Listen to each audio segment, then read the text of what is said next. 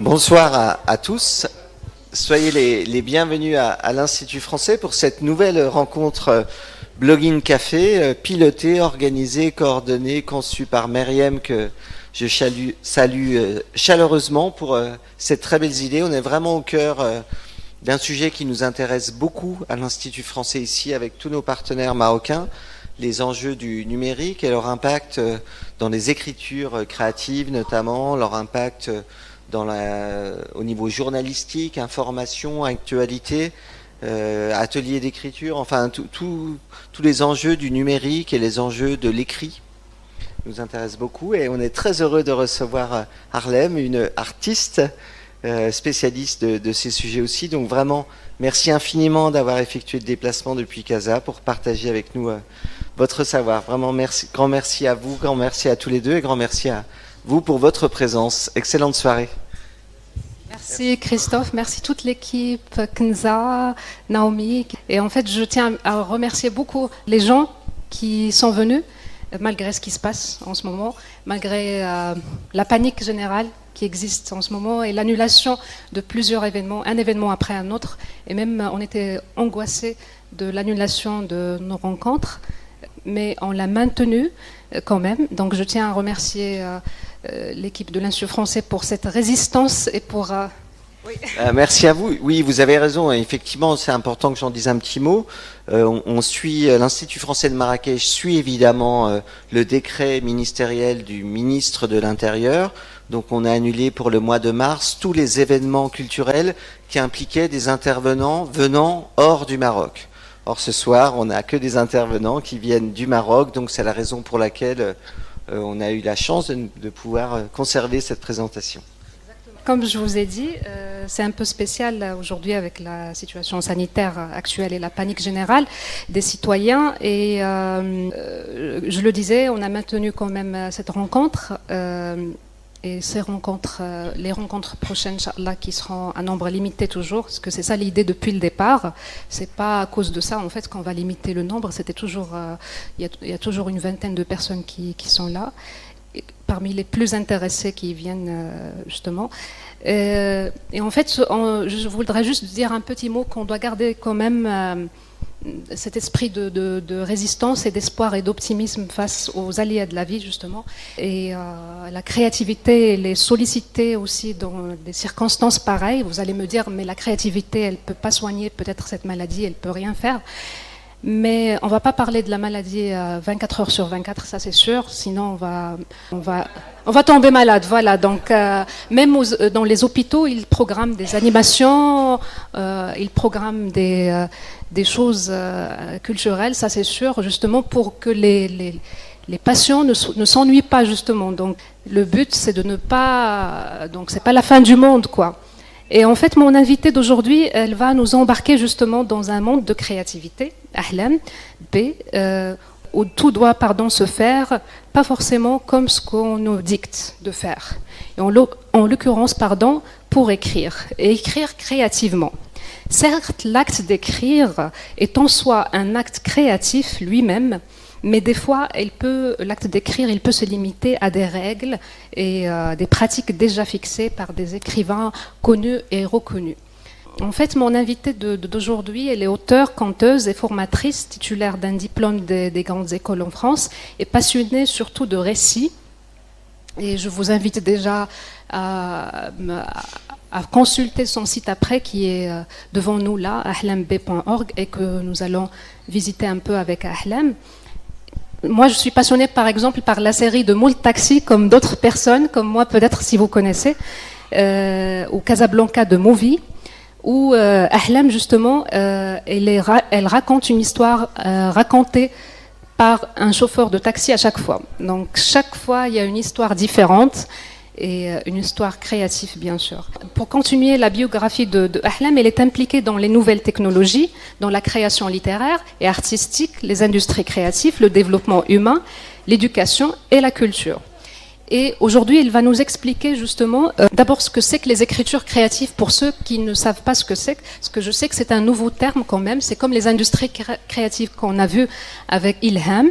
C'est-à-dire, pour la toute première rencontre, ce sont en fait de nouveaux concepts qui arrivent comme ça et on ne sait pas vraiment, on découvre aussi avec nos intervenants ce que c'est. Donc, et après la terminologie, bien sûr, Ahlam, elle va faire le lien entre les écritures créatives et l'ère du digital, justement. Et on va commencer tout de suite, on va enchaîner avec une vidéo, n'est-ce pas, Ahlam? On va regarder tout de suite une vidéo et vous mettre dans le bain tout de suite.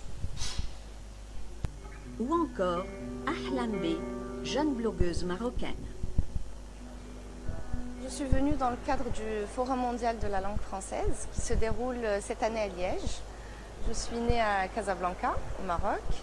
J'ai grandi avec un papa informaticien, un des premiers informaticiens au Maroc, et une maman qui était enseignante de français et qui a un côté artiste, donc qui m'a beaucoup inspirée. Donc je suis née avec des cartons de livres.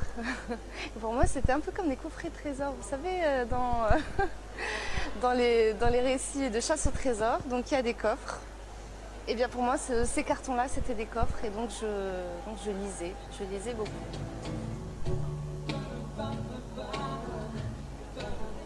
Puis ensuite, donc, je suis allée à Paris pour faire des classes préparatoires, puis une école de commerce. Et pourtant, et tout le monde a toujours cru que je suivrais des études littéraires. De retour au Maroc, j'ai travaillé dans l'entreprise et j'ai travaillé pendant 1 an et demi. Au bout d'1 an et demi, j'ai dit non, c'est pas ce que je veux, c'est pas moi, c'est pas ma vie, c'est pas ce que je veux.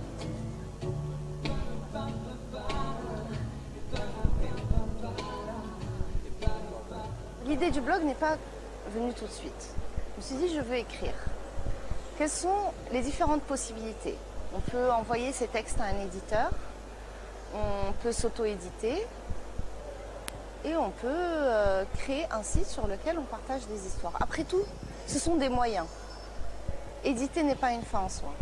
C'est écrire et de partager ces textes qui est une fin en soi. Tout le reste, ce sont des moyens. Et je me suis dit comment rester libre, comment rester indépendante comment écrire ce que je veux écrire sans être corrigée, sans réécriture derrière. C'est le blog.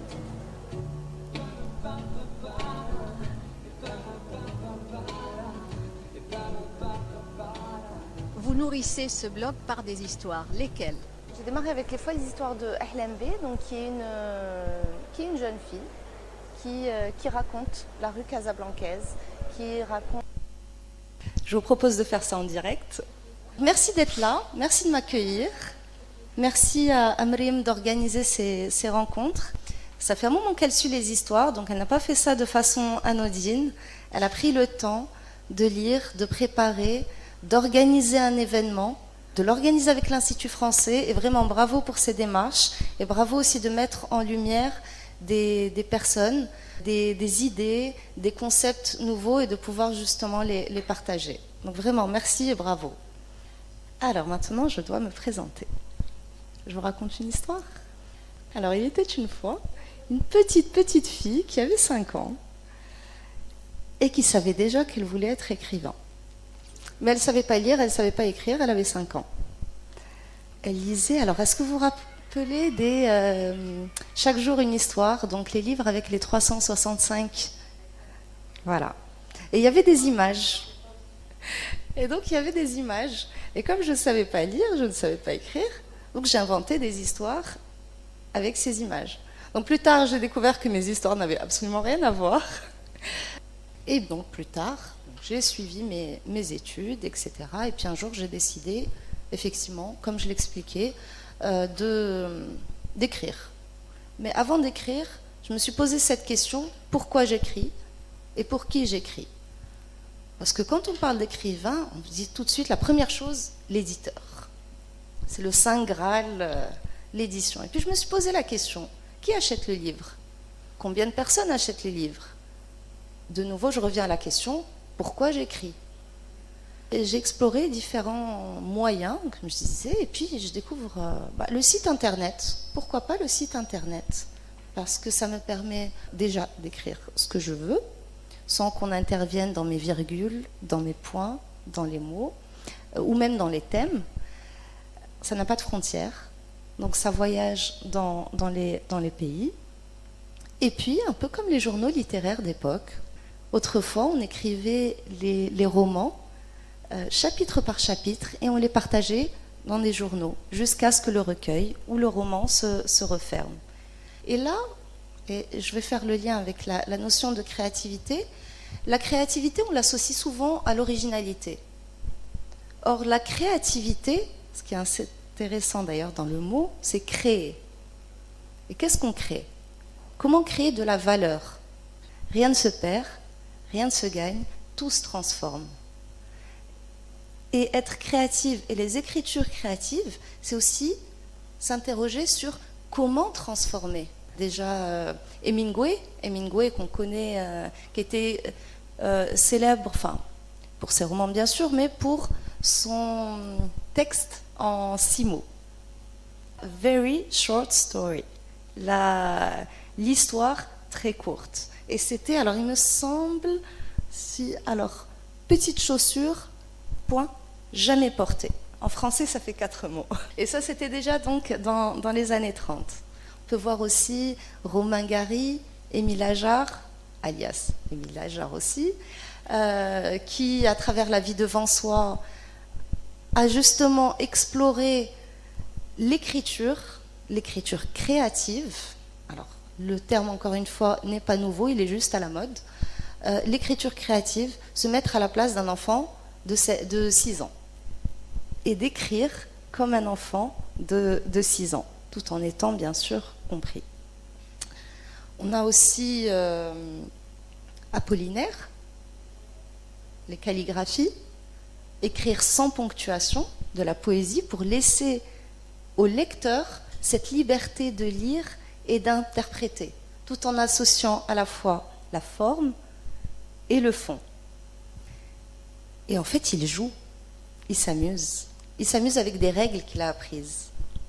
D'où aussi cette distinction que j'aime bien faire entre être original et être créatif. Qu'est-ce qu'on crée ? Les schémas narratifs s'appliquent à toutes les formes de littérature et d'expression aussi. Mais qu'est-ce qu'on en fait ?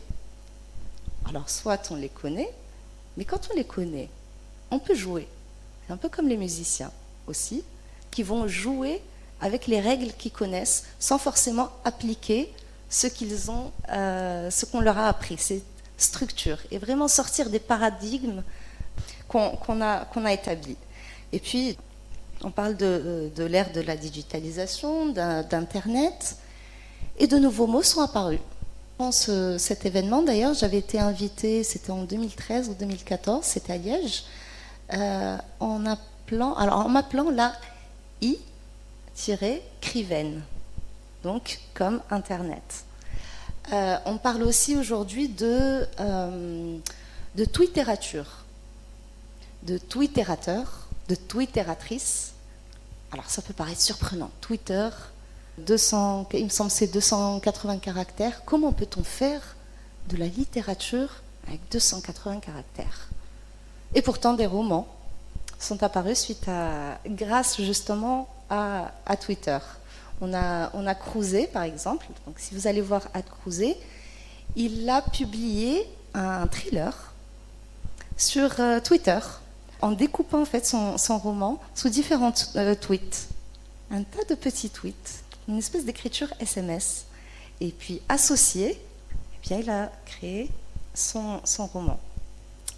Il existe même un institut de twittérature comparée. Et Bernard Pivot, d'ailleurs, utilisait cet outil. Et c'est d'ailleurs une de ses phrases. Et c'est cette question qui m'a aussi poussée à interroger qu'est-ce que la nouvelle courte et comment aujourd'hui on peut imaginer d'utiliser des outils existants pour pouvoir s'exprimer. Et donc il y avait cette phrase qui disait on peut faire de la littérature avec 240 caractères, il me semble. Puis je me suis dit mais c'est n'importe quoi, qu'est-ce qu'il raconte ? Et puis je me suis dit tiens, et finalement si c'était aussi une façon de dépouiller de dépouiller son texte, si c'était aussi une nouvelle façon d'envisager la relation de l'écrivain avec le lecteur. Parce que justement, à travers ces méthodes-là, il y a un lien de communication direct.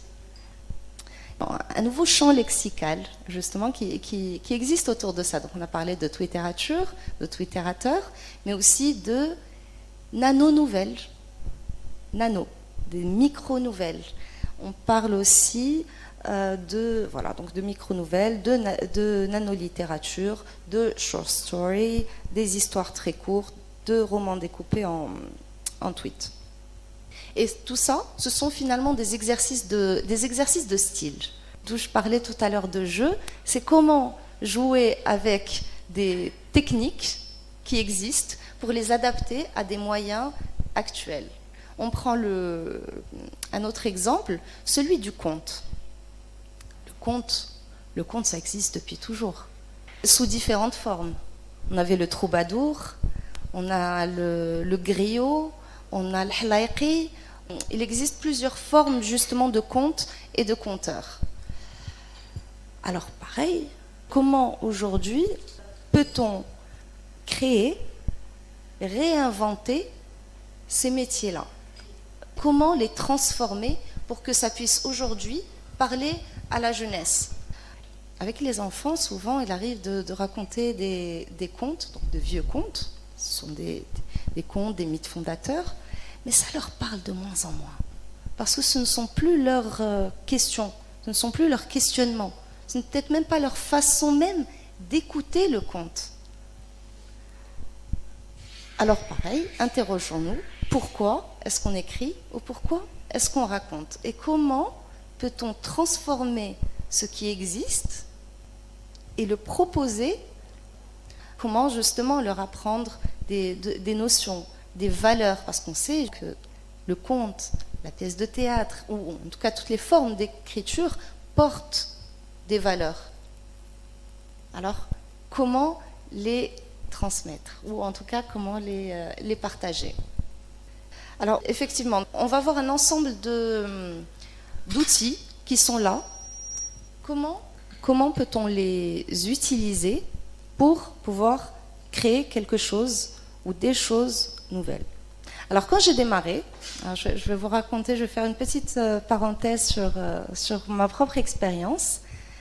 Donc quand j'avais démarré le site internet, donc ahlambe.org, je l'ai démarré en anonyme, en publiant des récits petit à petit, donc au fur et à mesure. C'était aussi comment réinterroger notre façon de partager sans forcément passer par les règles classiques. Ah, alors il faut publier, alors tu blogues, il faut écrire tous les jours, il faut dire des bonjours pour avoir beaucoup plus de likes, etc. Ok, soit. Est-ce qu'il n'existe pas d'autres façons d'exister? Et puis, après tout, si c'est bon, c'est bon. Si c'est mauvais, ça va mourir. Qu'est-ce qui est important? Le texte ou la personne qui écrit le texte? Et ça ne m'intéressait pas qu'on s'intéresse à la personne qui écrit le texte, parce que si on veut connaître mieux d'ailleurs la personne qui écrit le texte, eh bien on le lit. Je publiais régulièrement, même ma famille ne savait pas que j'étais Ahlambe, qui est un nom de plume. Oui. Les amis non plus. Et puis, et donc c'était aussi assez drôle, et puis c'était nouveau. Donc voilà, donc c'était ok. J'écris, je partage, et puis on verra. Alors, je vous raconte pas, hein, j'ai entendu, mais c'est stupide, mais ça va jamais marcher, mais tu devrais plutôt faire comme ça, mais on va pas te reconnaître en tant qu'écrivain, si tu écris comme ça, tu es une blogueuse. Puis là, ça nous apprend, avec le temps, avec la persévérance, qu'il y a tellement d'autres moyens de partager. Parce que petit à petit, j'avais des profs qui me contactaient en me disant « Ah, aujourd'hui, on a fait un commentaire composé sur votre texte. » Waouh! Des personnes de partout que je ne connaissais pas. Comment ont-elles découvert le site? Ma foi, je n'en sais rien. Et l'aventure a commencé aussi comme ça. D'avoir été invitée pour le Forum mondial de la langue française, c'était la première fois que j'apparaissais et que je montrais mon visage. une façon aussi de partager à beaucoup de jeunes. Mais il existe tellement de moyens pour pouvoir faire ce qu'on aime, quand on est à la fois passionné, quand on y croit et quand on tient à ses propres idées et qu'on s'y tient. Parce que c'est pas facile. Parce qu'il y a des moments où on vous regarde comme c'est des petites histoires. Mais tu écris, ok. Mais tu écris vraiment. Mais est-ce que tu n'as jamais pensé à contacter un éditeur? Non, ma foi, je n'y ai jamais pensé. On a un certain nombre de retours comme ça. Le chemin se fait en marchant. Donc, heureusement aussi que j'ai tenu à cette façon de faire, parce que pas mal de jeunes aussi, ou moins jeunes d'ailleurs, me contactent en me disant « Ah, mais c'est vrai, c'est possible en fait. Il faut juste laisser le temps. On ne prend plus le temps. Pourquoi vouloir buzzer en 6 mois, en 1 an?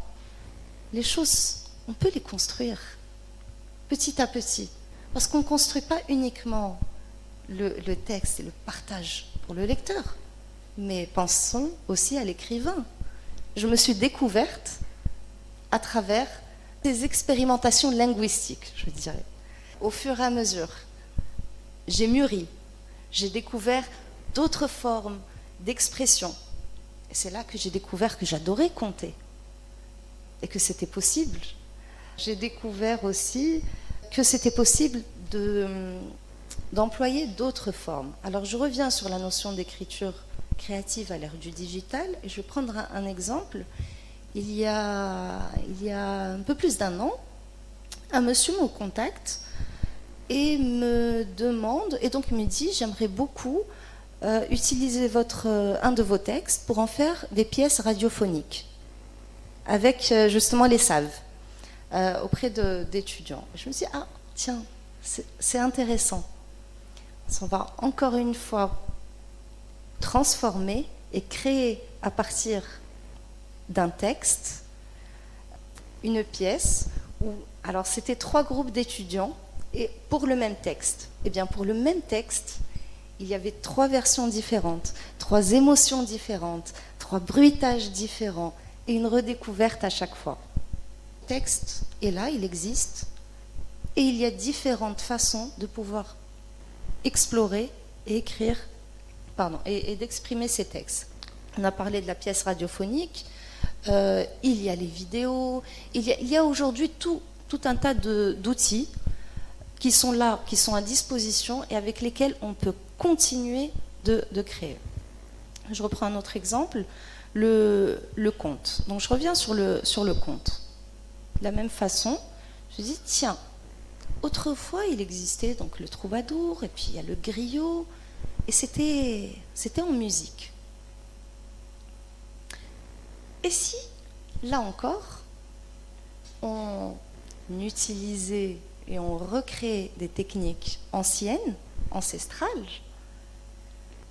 Et alors pendant que je me posais la question, un jour on me dit, j'étais au Mali, et on me dit, on aimerait bien que tu nous fasses une lecture de contes avec un musicien, avec un griot. Et ça a répondu à une de mes premières questions.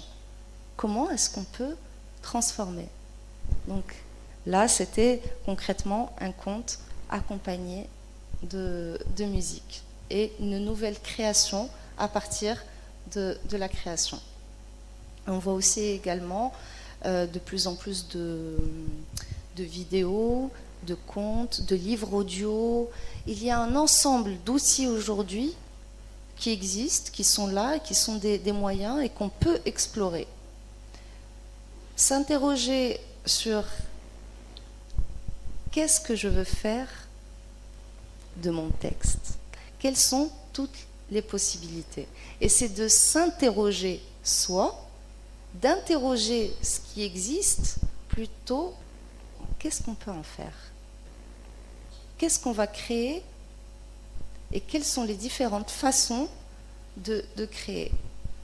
Je ne veux pas de réponse. Je n'ai pas de réponse. Il existe tellement de réponses. Et quand on s'interroge et qu'on interroge ce qu'on veut, ce qu'on souhaite, comment on le souhaite, eh ben, on n'a pas de réponse. Mais on en a plusieurs. Mais laquelle nous correspond? Alors, ce que je vous propose, je vais passer le micro et je vais vous demander de vous présenter très brièvement et juste aussi de me dire pourquoi vous êtes là. On va commencer par mesdames. Ça me laissera le temps de boire un petit peu d'eau. Bon, alors je me présente, Madame Tejdine Najet. Je suis prof de géologie à la fac. Alors, j'ai travaillé ce matin, pas ce matin, cet après-midi, et j'avais un cours d'anglais. J'avais la flemme d'y aller. Comme j'ai trouvé qu'il y avait cette pause café, ou je ne sais pas comment on va l'appeler, j'ai trouvé que c'était plus intéressant d'être là que d'être à mon cours d'anglais. Et surtout que j'avais 3 heures d'anglais, c'était pour moi pénible. Et là, je suis l'utile à l'agréable, c'est-à-dire quelque chose de très intéressant. Et voilà. Merci beaucoup d'illustrer mes propos. Madame vient de raconter une micro-histoire. C'est déjà une micro-nouvelle. On est dans l'écriture créative. Je me présente, je suis dans le même domaine que Madame Tejdine, je suis sa collègue. Alors, je suis prof aussi de géologue. Alors, j'ai vu un petit peu ce qu'on a comme activité aujourd'hui sur le petit carnet, le petit agenda. J'ai vu que Blog in Café, alors c'est juste pour savoir de quoi il s'agit. Et ben, je suis vraiment bien surprise, quoi. De vous rencontrer, je suis toujours émue par la créativité des jeunes. J'aime bien ça et j'aime bien voir l'esprit des jeunes, comment ils réfléchissent actuellement et comment ils utilisent les médias actuels. Donc je suis vraiment intéressée par votre débat, ce que vous avez raconté, comment vous avez pu vous retrouver. Et ça, c'est très important quand un jeune arrive à trouver lui-même, c'est très important pour moi. Donc, je vous encourage vivement et bonne continuation. Merci beaucoup. À qui veut?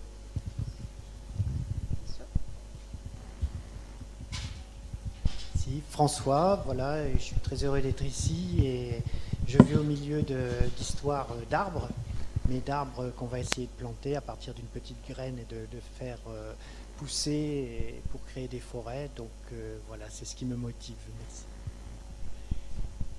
C'est très poétique.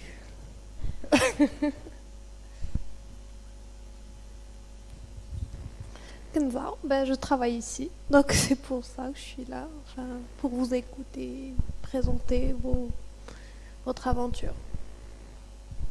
Merci. Bonsoir tout le monde. C'est Wafa. Moi je suis là par un pur hasard. Je viens juste chercher mon fils. Et je me suis trouvée là. J'ai vu que vous étiez en train de. J'ai aimé ce que vous faites et je vous félicite parce que vous avez laissé un grand. Vous avez suivi ce que vous voulez. Vous avez fait ce que vous voulez. Donc je vous félicite et je vous souhaite une bonne continuation. Merci. Merci beaucoup. Alors, je passe un micro au monsieur. Bonjour, je m'appelle Rachid, je suis enseignant à l'Institut français.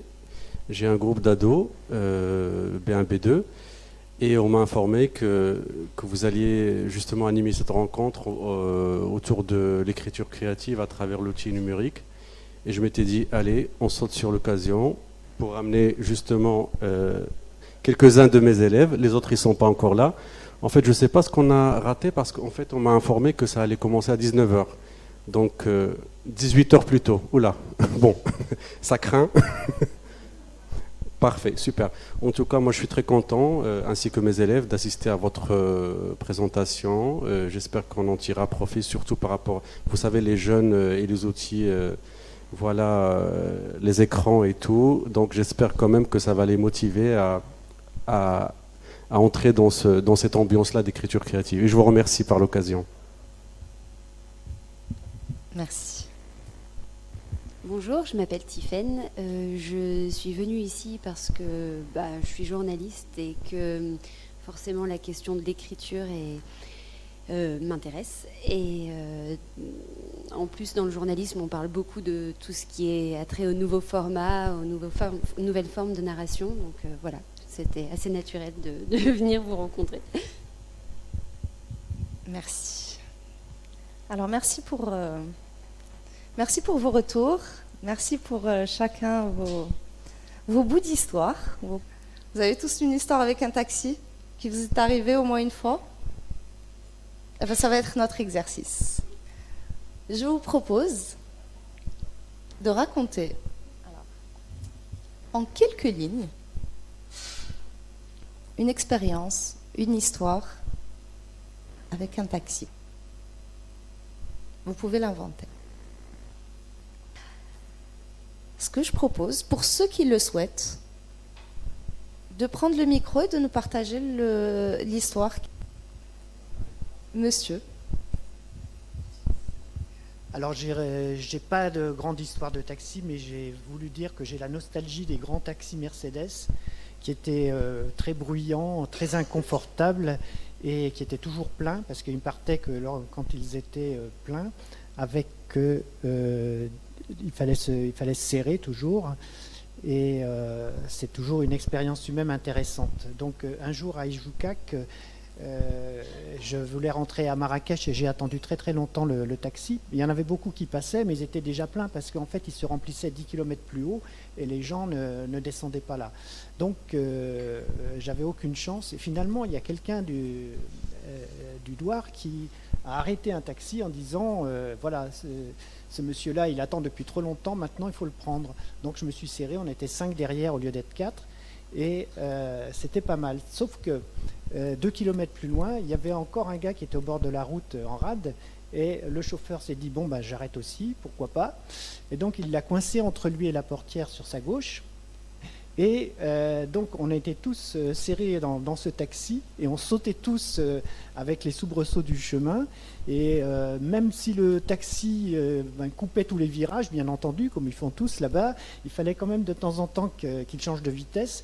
Et c'était assez compliqué parce que les 4 personnes qui étaient à l'avant devaient se bouger à chaque fois que le chauffeur devait attraper le levier de vitesse. Donc voilà, ça c'était quelque chose qui était assez inoubliable. Et donc c'est une aventure vraiment mouvementée. Alors la question que je me pose, c'est pourquoi on a remplacé ces taxis, parce que c'était quand même si agréable de voyager dans ces conditions-là. On les a trempés dans l'acide, figurez-vous, c'est quand même un scandale ça, pour que personne ne puisse les récupérer et reprendre ce type d'activité. Je pense qu'on a dissous avec eux dans l'acide une espèce de proximité humaine qui va certainement me manquer jusqu'à la fin de mes jours. Voilà, merci. Merci beaucoup pour ce voyage dans un taxi blanc. Je pense qu'on connaît, on a vécu au moins une fois cette proximité. Quelqu'un d'autre ? Je vais faire la preuve, je vais désigner le prof. Ok. Donc, pour rebondir sur les propos de Michel, en fait, vous avez d'ailleurs bien choisi le thème du taxi parce qu'on trouvera sûrement quelque chose à dire. On a toujours eu des anecdotes ou peut-être des événements encore plus tristes avec les taxis. Mais moi, ce que je vais raconter, c'est une histoire avec une bonne fin, une fin heureuse. En fait, un jour, je devais me rendre à une réunion. J'ai prévu tout le temps qu'il fallait, sachant que c'est un énorme stress de pouvoir trouver un taxi. Je m'étais mis tout le temps qu'il fallait, mais malgré ça, j'ai pas réussi. À chaque fois que j'arrête un taxi, soit il est rempli, soit il va pas dans la direction où j'allais. Donc un stress énorme. Le temps commence à presser. Qu'est-ce que je fais? Finalement, j'ai réussi à en trouver un. Donc, je vais me rendre au lieu de ma réunion, très importante. J'arrive un peu en retard, stressé. Je descends en catastrophe du taxi. Et là, j'oublie mon sac avec mon ordi et mes documents. Je devais quand même intervenir pour présenter un bilan d'un travail et tout. Qu'est-ce que je fais? Paniqué, stressé. J'avais pas trop de solutions, donc je m'étais dit, la seule solution qui me reste, c'est de rester sur place et d'attendre. Si jamais le chauffeur a la bonne intelligence de revenir me chercher. J'attends, le temps passe, je stresse, je commence à désespérer.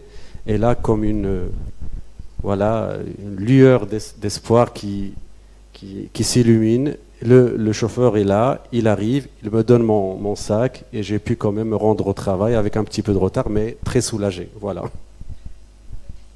Merci à vous. Merci pour cette histoire. Alors, une dernière personne peut-être? Tout d'abord, mes histoires avec les taxis, c'est toujours la question, au lieu que c'est toujours le bonhomme, le taxi driver qui vous demande est-ce que vous allez dans cette direction, d'accord? Et ça m'embête toujours. Normalement, c'est nous qui devons lui montrer où est-ce qu'on va. Alors, ma petite histoire, c'était à Rabat. J'attendais un taxi à côté d'une station de bus. Il y avait une dame qui attendait aussi le bus. Et le chauffeur, dans le temps, c'était celui qui donnait les billets, c'était toujours à l'arrière. Et la dame, elle était handicapée, elle ne pouvait pas à chaque fois monter. Alors, je l'ai prise avec moi en taxi, dans l'espoir de la déposer, parce qu'elle m'avait dit au départ qu'elle allait presque à la même région.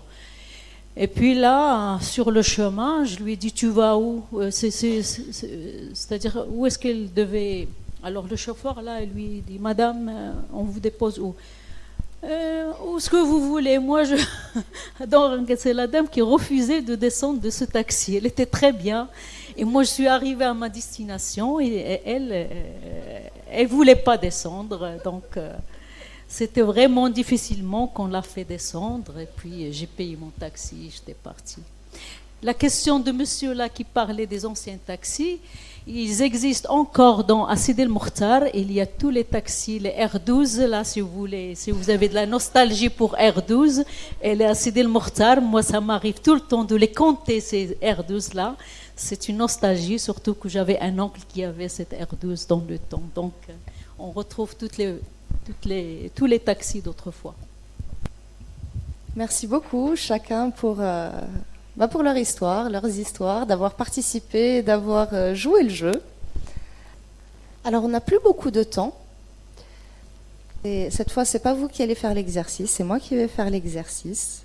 Et je vous propose de clôturer cette rencontre avec un conte. Alors, je ne vais pas vous raconter une histoire de taxi, même si je vous ai donné l'exercice de l'histoire du taxi. Mais comme je suis à Marrakech, ça me tenait à cœur de vous partager ce conte et de partager aussi ce moment avec vous. Et ce que je vous propose aussi, c'est comme c'est un conte, n'hésitez pas à vous rapprocher. Le magicien d'eau, de la série Les Pays imaginaires. Il était une fois, dans un lointain royaume, un vieux métier qui se transmettait de père en fils. Le métier de Greb, le porteur d'eau. Ah, le Greb, quelle fière mine il avait! Toujours un large chapeau et vêtu d'une longue tunique rouge, tombant jusqu'aux genoux, l'homme, superbement apprêté, parcourait les villes et les villages et les douars, à pied et dans une cadence entraînante. Ding, ding, les cuivres percutés. Ting, ting, les tasses teintées. Drin, drin, la cloche sonnait. Mouhella, ouliatashif sabillah, la voix claironnait. À son passage, les passants assoiffés criaient Yel greb. Et l'homme s'arrêtait, détaché de sa ceinture l'outre en peau de chèvre, puis, l'air cérémonieux, il versait l'eau précieuse et parfumée dans une tasse en cuivre. Une fois désaltéré, il le remercia avec un sourire reconnaissant et lui tendait quelques piécettes. Quant aux enfants, lorsqu'ils le voyaient passer ainsi paré, ils le voyaient passer comme un rêve. Et alors, l'homme reprenait sa marche sous le soleil de plomb, le pas lascif et la mine paisible. Sur sa route donc, le Greb distribuait aux hommes la source la plus précieuse. Partout où il passait, les sources d'eau jaillissaient et les fontaines se répandaient. Il lui suffisait de se pencher pour récolter la sève coulante. Quel âge avait-il? On eût pu lui donner 100 ans comme 1000.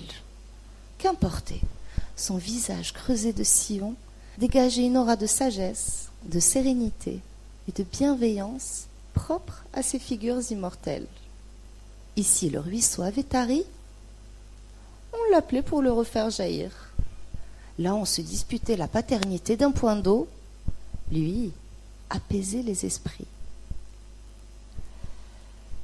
Si bien qu'on finit par le surnommer le magicien d'eau. Mais un jour, à sa grande surprise, alors qu'il faisait joyeusement teinter son passage, comme à l'accoutumée, personne ne le héla. Il marcha encore longtemps, très longtemps, sans jamais être arrêté, sans un sourire, sans un regard. Les hommes n'avaient-ils donc plus soif, se demandait-il. Quelle fut sa déconvenue quand il vit les passants se promener avec des bouteilles d'eau. Toisant avec dégoût son outre précieuse. À présent, ding ding, les cuivres gémissaient. Ding ding, les tasses sanglotaient.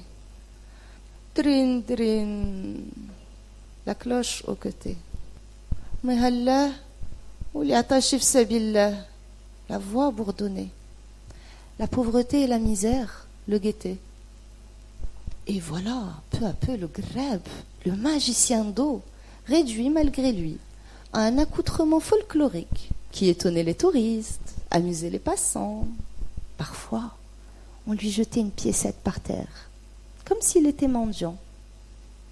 Et lui, il lui avait mal, très mal. Dans ce lointain royaume, personne ne voulait plus de son eau. Partout, on le chassait comme un malpropre, car maintenant, les hommes se désaltéraient dans du plastique et des bouteilles. Il y en avait de plus en plus, chaque jour, par centaines de milliers. Ignoré, méprisé, humilié, le vieil homme se réfugia dans une montagne. Il se nourrissait de pain, d'olives et de thé. Il n'avait rien besoin de plus, se disait-il, sinon que sa dignité fût sauve. Alors il passa ainsi des années à décrépir dans l'abandon et la solitude. Un jour, une fillette, qui s'était égarée en allant chercher de l'eau, croisa l'ermite. Elle avait dû marcher longtemps, et très loin pour étancher sa soif, car dans son village, on ne trouvait plus une goutte d'eau, plus rien. Alors que les bouteilles en plastique se multipliaient, les sources, peu à peu, tarirent. Les nappes s'asséchèrent, les puits se vidèrent, et ici et là éclataient des querelles, parfois sanglantes, pour se procurer de l'eau douce. Et partout dans le pays, la soif menaçait. La malheureuse transpirait à grosses gouttes, respirant avec peine, lorsqu'elle aperçut, allongé sous un arbre, le vieil homme au chapeau surprenant. Sa curiosité d'enfant eut raison de sa peur. Elle l'aborda. « Qui êtes-vous » ? Autrefois, on m'appelait le magicien d'eau. Qu'il avait l'air mal en point, le front soucieux, le regard fatigué. J'ai soif. Le vieil homme sortant de sa torpeur, remarqua les gouttes de sueur qui perlaient les joues de la fillette. Alors il se releva aussitôt, saisit son outre, et avec cérémonie, comme autrefois, lui versa à boire dans une tasse de cuivre. Soudain, il avait retrouvé un peu de sa superbe. Quelle eau délicieuse! Qui êtes-vous? Et pourquoi portez-vous ce costume? Fillette, tu ne sais donc pas qui je suis? Est-ce qu'on a disparu jusque dans les mémoires? Je suis le Greb, le porteur d'eau. Autrefois, je parcourais le royaume, désaltérais les soifs, concilier les hommes. Ah bon? Alors quoi? On nous a vraiment oubliés? Alors on m'a tué? Alors on tue notre culture, notre mémoire? On la méprise? On méprise notre identité jusqu'à en faire un folklore ridicule, jusqu'à nous laisser dépérir comme des misérables. Pire encore, pire, des miséreux. Un peuple qui dénigre son histoire est un peuple qui se méprise. Non, qui se meurt. Une eau stagnante, pourrie d'elle-même. Mais magiciens, on a encore besoin de vous. Les sources, de plus en plus, tarissent. Les hommes, de plus en plus, se haïssent. C'est trop tard, soupira-t-il, avant de fermer les yeux, résigné.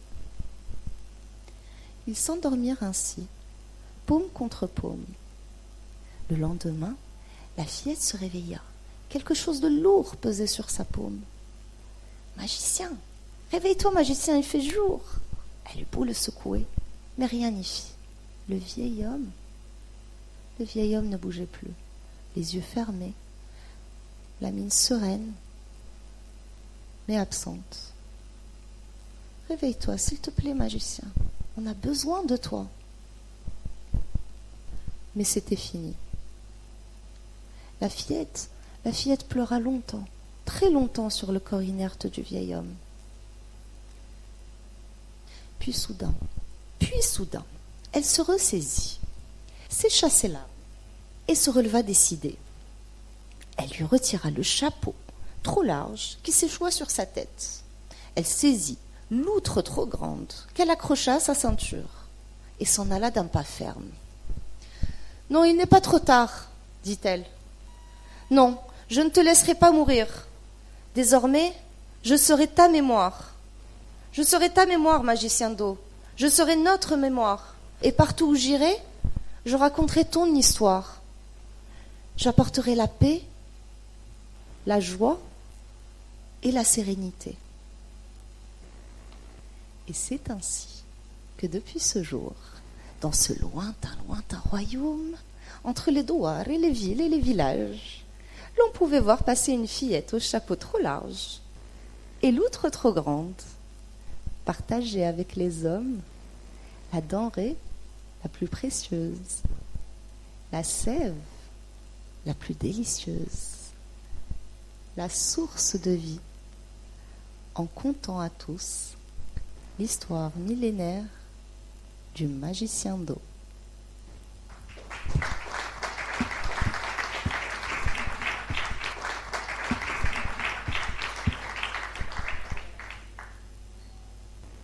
Merci Ahlan d'avoir conclu poétiquement avec ce récit de L'Greb et qui nous rappelle justement les contes de Marrakech et le personnage de L'Greb qui existe à Marrakech. Et en fait, je tiens à remercier encore une fois l'assistance et le professeur qui a ramené aussi ses élèves. Merci beaucoup. Merci toute l'équipe de l'Institut français d'avoir maintenu cette rencontre. Et merci à Ahlan. Et bon retour à Casablanca et plein d'histoires et de récits que tu vas créer sûrement ici à Marrakech ou à Casa ou ailleurs. Donc merci et à la prochaine rencontre peut-être Inch'Allah ici même à la cafétéria. Merci d'être venu. C'est tout ce que je tiens à vous dire. Merci.